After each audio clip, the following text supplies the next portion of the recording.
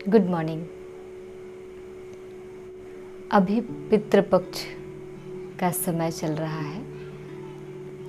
पितृपक्ष को 15 से 16 दिन तक मनाते हैं और इस बीच हम अपने परिवार के कोई भी सदस्य जो शरीर छोड़ चुका होता है उनकी याद में इस फेस्टिवल को सेलिब्रेट करते हैं।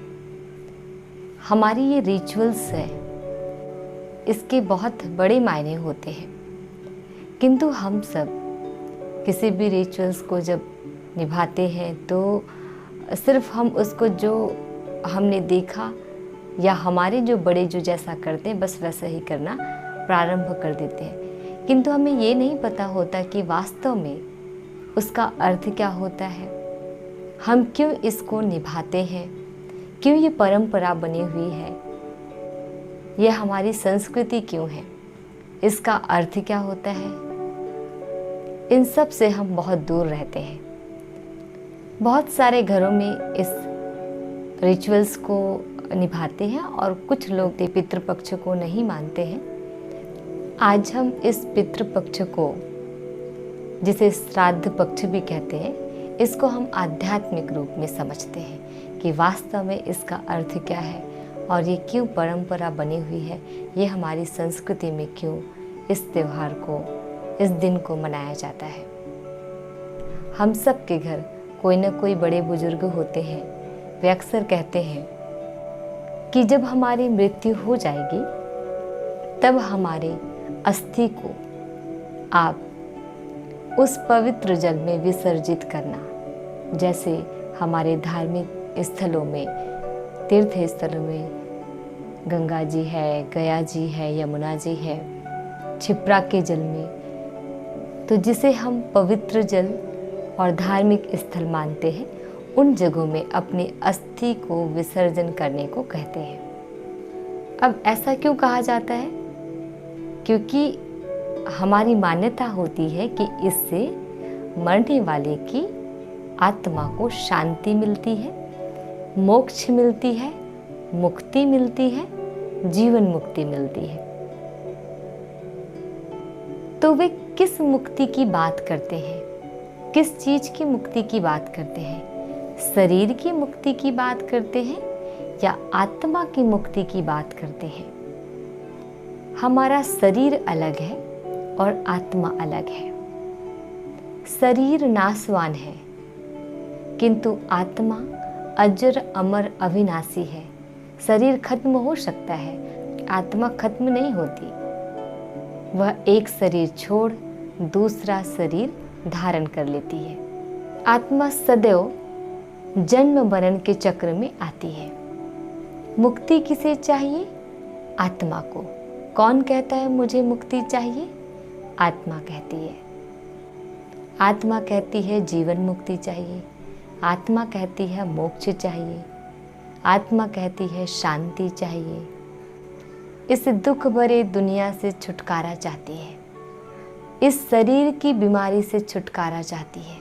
तो स्वतंत्रता, मुक्ति किसको चाहिए? आत्मा को। शरीर तो केवल मात्र कठपुतली है और इस कठपुतली को चलाने वाली कौन है? आत्मा है। तो ये शरीर रूपी कार को चलाने वाली मालिक आत्मा है। अब समझिए है, अगर कार का मालिक है, कार के मालिक को मुक्ति चाहिए, तो कार को हम किसी गया जी में, किसी पवित्र जल में अगर हम उसे विसर्जन करते हैं तो क्या मालिक को मुक्ति, जीवन मुक्ति मिलेगी? नहीं मिलेगी।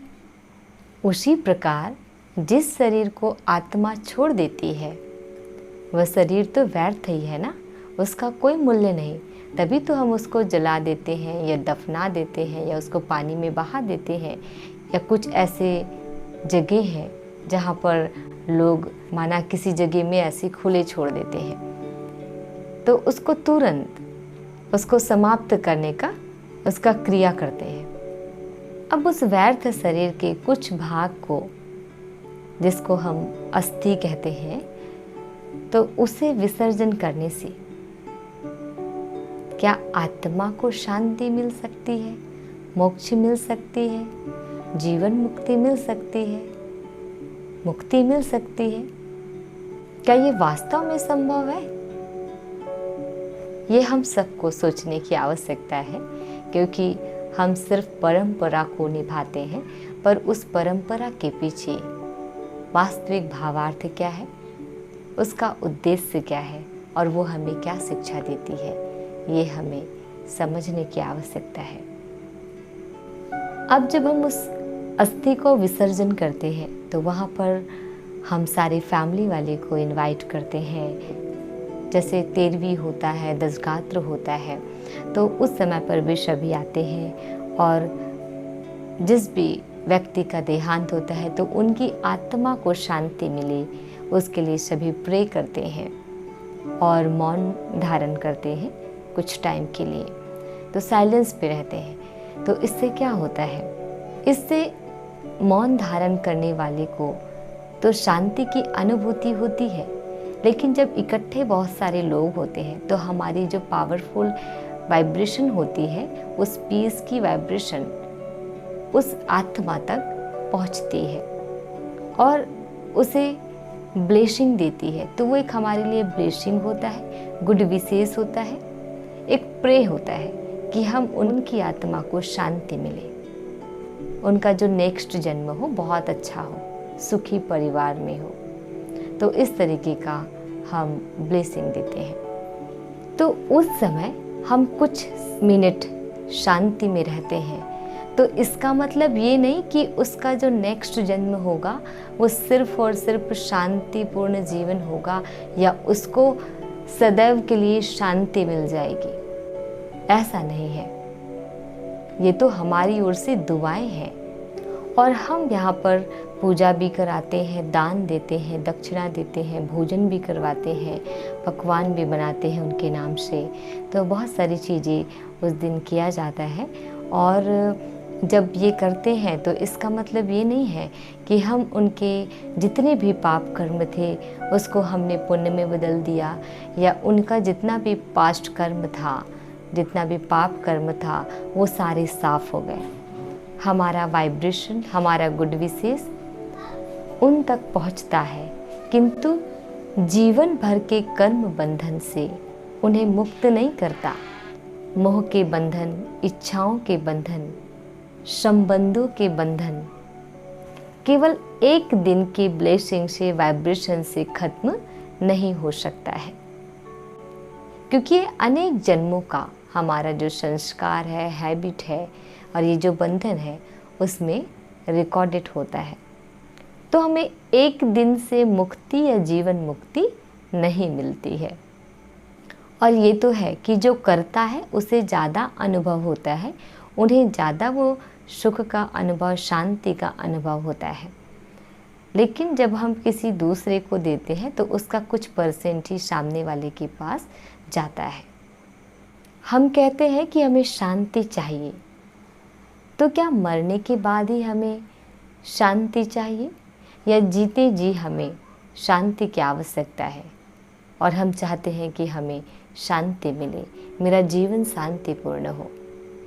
और शांति केवल मरने के बाद नहीं मिलती है।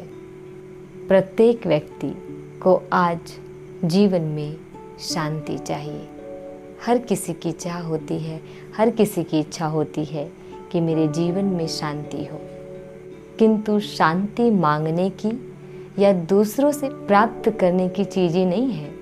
शांति जीवन में रहकर, खुद के द्वारा अभ्यास करके, अपने वास्तविक परिचय से, अपने वास्तविक पहचान से, परमात्मा की पहचान से ही हमें शांति की अनुभूति हो सकती है।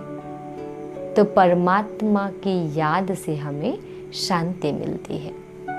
अब है जीवन मुक्ति। जीवन मुक्ति हम किसको कहते हैं? कुछ लोग समझते हैं इस जीवन को त्याग कर मरणासन्न को प्राप्त करना ही जीवन मुक्ति कहलाता है। ये लोगों की सोच है, लोगों की धारणाएं हैं।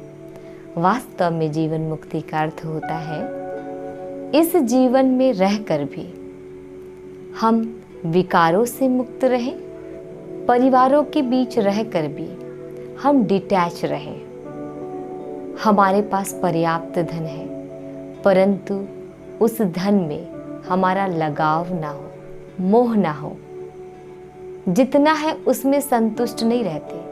हम चाहते हैं कि सब कुछ हमारे पास हो, इसकी लालच ना हो। हर छोटी छोटी बुराइयों से दूर रहना, गलत विचारों से दूर रहना एवं गलत कर्मों से भी दूर रहना। संबंधों को हम निभाएं जरूर, लेकिन अटैचमेंट ना हो, पूरी समझ के साथ हम रिश्तों को निभाएं। इसका अर्थ हुआ कि जीवन जीते हुए भी हम अपने इन बंधनों से पूरी तरह मुक्त रहें। हमारा जीवन शांतिपूर्ण, प्रेमपूर्ण, सुखपूर्ण, आनंदपूर्ण, समझ से ज्ञान युक्त तथा स्वतंत्र व शक्तिशाली और पवित्रता से जीवन जीना ही जीवन मुक्ति कहलाता है। तो हमने समझा, जीवन मुक्ति आत्मा और शरीर के अलगाव को नहीं कहते हैं, बल्कि शरीर में रहकर ही हमें न्यारा और प्यारा उस कमल पुष्प के समान अपने जीवन को जीना है। कीचड़ में रहकर भी हमें उस कमल पुष्प के समान बनना है। अब हम कहते हैं हमें मुक्ति चाहिए। अब मुक्ति चाहिए तो मुक्ति पाने के लिए हमें उस कलश में आने की आवश्यकता नहीं है। मुक्ति पाने के लिए जीवन त्यागना, परिवार त्यागना, घर बार त्यागना, जिम्मेदारी को त्यागने की आवश्यकता नहीं है। हमारे इस जीवन में जो भी चीज़ हमें दुख देती है, दर्द देती है, चाहे वह हमारे विचार हो, व्यवहार हो, हमारी आदत हो या हमारे कितने भी पक्के संस्कार हो, उन सब को हमें त्यागने की आवश्यकता है, उससे मुक्त होने की आवश्यकता है। तभी हमें जीते जी मुक्ति मिल सकती है। तो हमें सभी बंधनों से मुक्त रहना, जीवन हमें शांतिपूर्ण तरीके से जीना, पावरफुल बनना, योग अभ्यास करना, संतुष्ट जीवन जीना, सदा एवर रेडी रहना, हर समय को अपना अंतिम समय समझकर जीने वाला व्यक्ति एवर रेडी होता है। लाइट और माइट रहना, इसे ही हम मुक्ति कहते हैं, क्योंकि सब बंधनों से मुक्त हो गया वो जीवन में ही रहकर। सबसे ज़रूरी बात ये है कि हमें कभी भी ये नहीं समझना है कि मुक्ति, जीवन मुक्ति हमें कोई दूसरा दे सकता है। कभी हमें दूसरा मुक्ति, जीवन मुक्ति नहीं दे सकता। हम अपने मन, वचन और कर्म, अपने 5 इंद्रियों से अपने इस जीवन में जो भी हमने कर्म किया, उस कर्म के अनुसार हमारा जो कार्मिक अकाउंट तैयार होता है। और इस जो भी हमारे कार्मिक अकाउंट है वो सभी कहाँ रिकॉर्डेड होता है? जितने भी रिकॉर्ड होता है वो सब आत्मा के अंदर होती है। तो हमने जो अच्छा किया, बुरा किया, पाप कर्म किया, पुण्य कर्म किया, जितने भी एक छोटी से छोटी बातें भी, चाहे हमने सोचा भी गलत, उसकी भी रिकॉर्डिंग कहाँ होती है? आत्मा में होती है। इस आत्मा में जो भी रिकॉर्ड होती है, उस रिकॉर्ड को करने वाले मैं स्वयं होती हूँ। लेकिन मुझे कोई सीन अच्छा नहीं लगा, मुझे कोई बात अच्छी नहीं लगी, तो इसको इरेज करना, इसको कट करने की अथॉरिटी भी मेरे पास है, इसकी पावर भी मेरे पास है। कोई और इसे डिलीट नहीं कर सकता, इसे कोई रिमूव नहीं कर सकता, वो सिर्फ मैं कर सकती हूँ।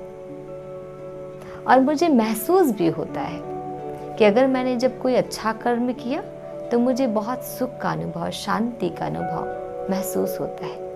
लेकिन जब मैं कोई गलत कर्म करती हूँ तो उसका भी रियलाइजेशन मुझे ही होता है। तो अब मुझ आत्मा की सीढ़ी में कैसे रिकॉर्डिंग चाहिए, ये मेरी अपनी चॉइस है।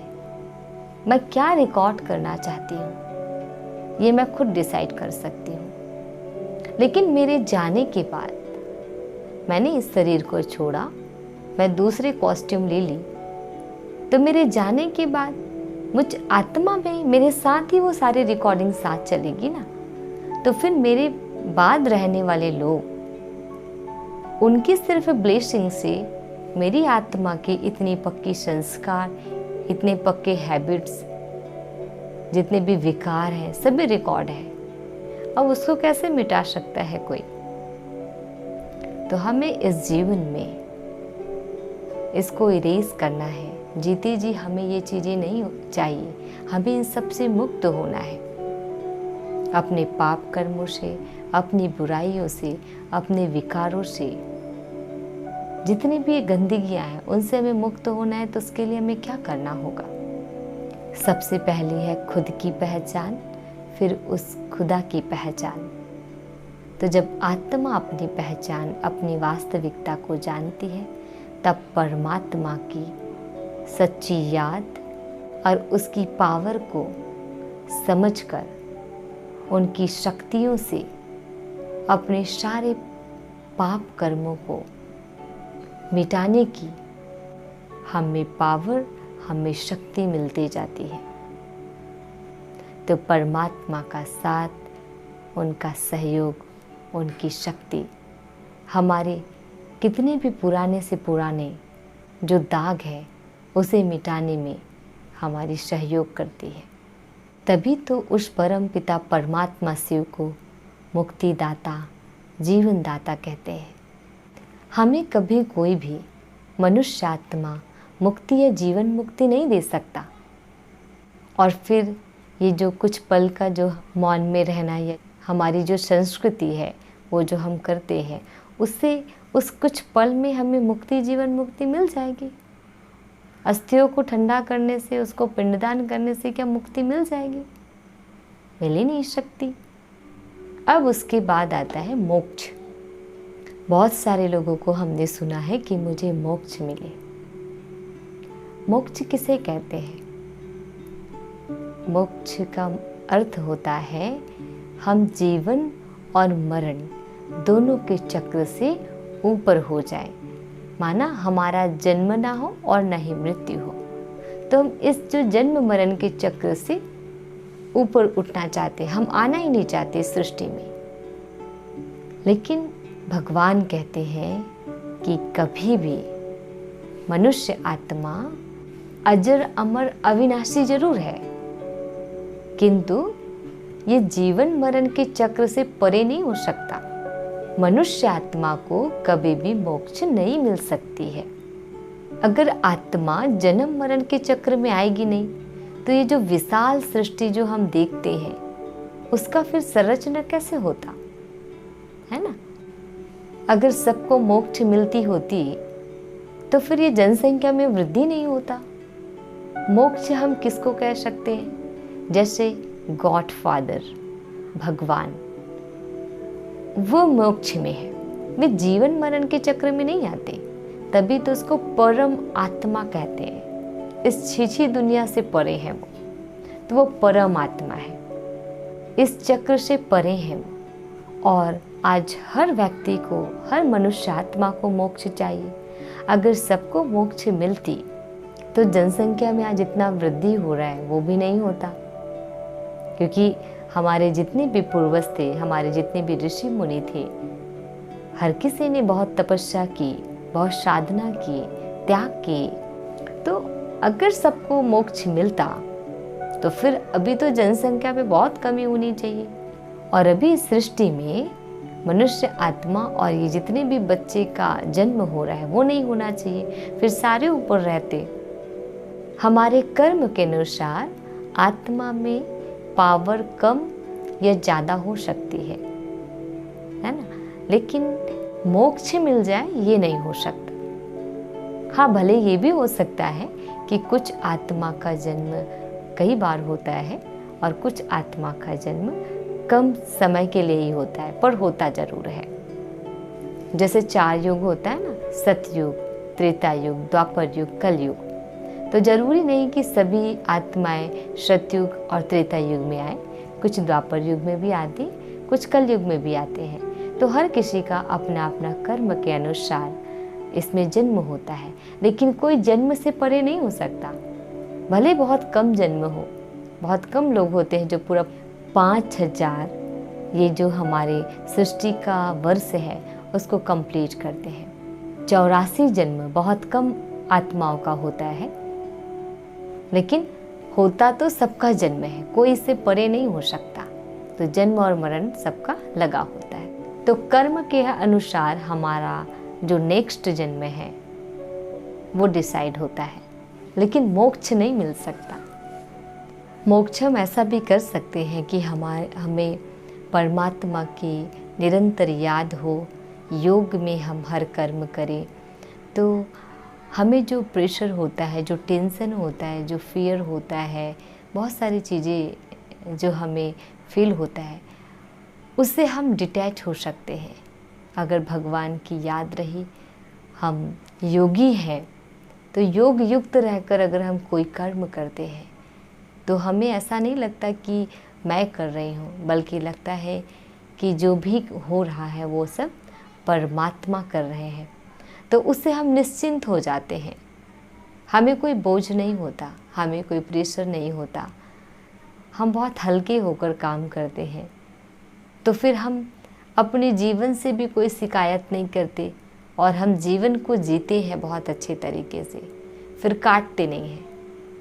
और ऐसे व्यक्ति कभी मोक्ष की इच्छा नहीं रखते, क्योंकि उसको जीवन जीने में बहुत मज़ा आता है।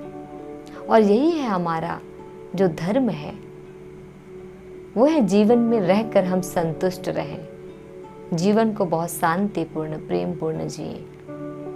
हम सबको ये पता है कि जब कोई अपना शरीर छोड़ता है, पुराना शरीर, तो उसके बाद हम उनके नाम के आगे RIP लिखते हैं।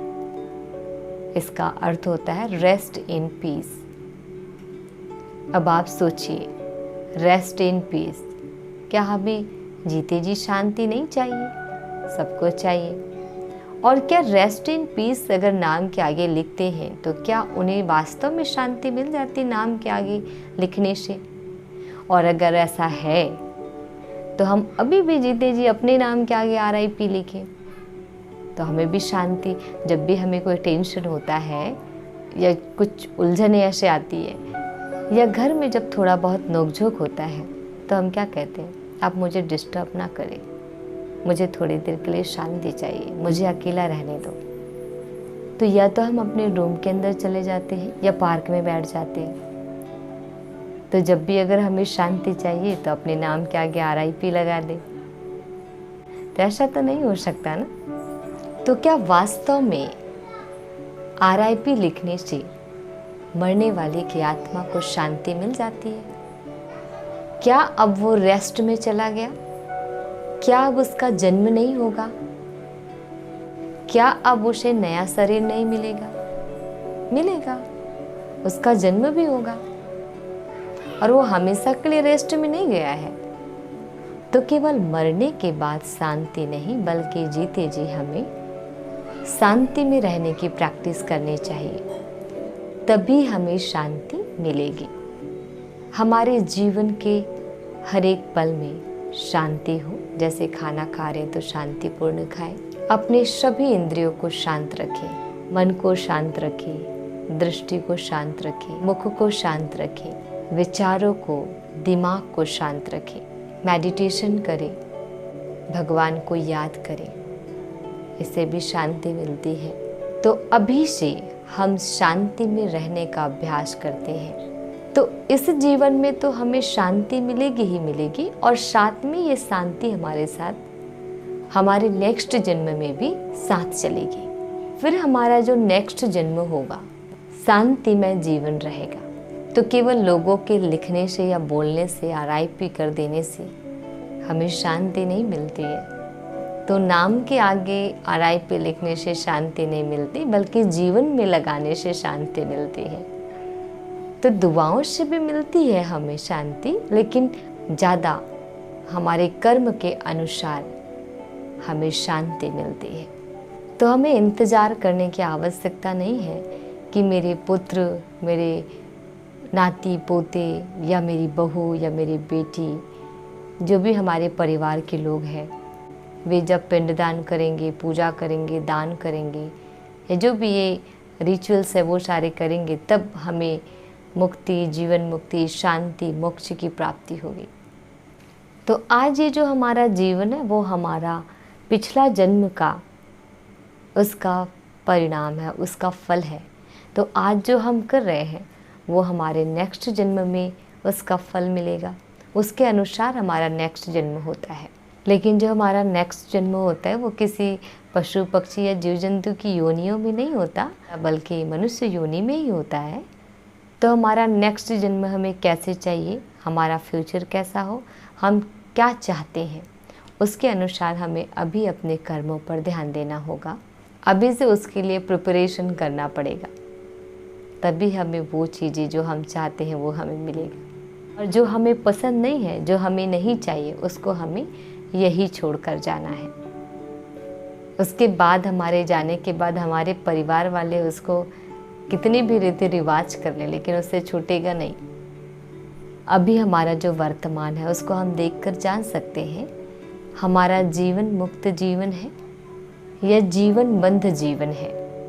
हमें मुक्ति मिलेगी या नहीं मिलेगी, वो हम अभी से उसको जजमेंट कर सकते हैं। और सबसे मोस्ट इम्पॉर्टेंट ये भी है कि हर एक आत्मा की अलग अलग संस्कार, अलग अलग कर्म, जीवन जीने का सबका तरीका अलग, सबका कर्म अलग, सबका भाग्य अलग, सबकी आदतें अलग, सबका पसंद अलग है। और एक आत्मा दूसरे से बिल्कुल भी मैच नहीं करती है, इन सब चीज़ों से डिफरेंट है। सबकी साइज बराबर है, लेकिन हमारे जो कर्म के अनुसार किसी की विशेषता ज़्यादा, किसी की विशेषता कम, किसी में पावर ज़्यादा, किसी में पावर कम, तो उसके अनुसार भाग्य भी सबके बदल जाते हैं। तो एक मनुष्य आत्मा दूसरे मनुष्य आत्मा को मुक्ति नहीं दिला सकता है कभी भी, क्योंकि कोई भी आत्मा आज परफेक्ट नहीं है। आज कोई भी खुश नहीं है, जीवन में सुख नहीं है, शांति नहीं है। तो जो खुद जीवन मुक्त नहीं है, जीवन बंधन में है, तो फिर वो हमें कैसे मुक्ति, जीवन मुक्ति दिलाएगा। आजकल बहुत गुरु वगैरह भी बनाते हैं, तो गुरु हमें ज्ञान दे सकता है, शिक्षाएं दे सकता है, लेकिन वो हमें मुक्ति, जीवन मुक्ति, शांति, मोक्ष आदि की प्राप्ति नहीं करा सकता, क्योंकि वो भी मनुष्य आत्मा ही है और वे भी मुक्ति, जीवन मुक्ति पाने के लिए उस मार्ग पर चलते हैं। तो वह भी एक विद्यार्थी है।